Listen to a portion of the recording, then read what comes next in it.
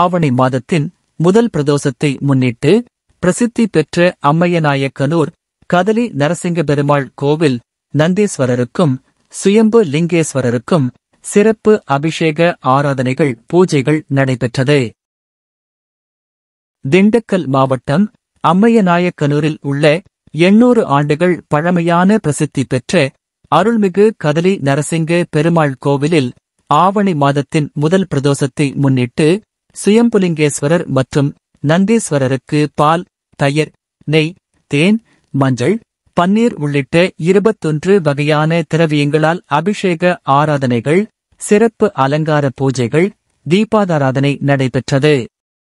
அதனைத் தொடர்ந்து மூலவரான நரசிங்க பெருமாளுக்கு முன் உள்ள சுயம்பு லிங்கேஸ்வரருக்கும் சிறப்பு பூஜைகள் நடைபெற்றது.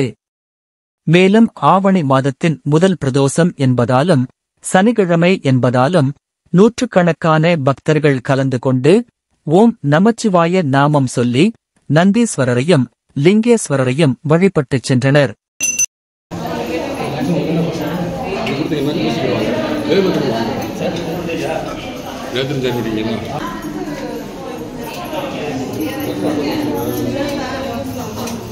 Gracias.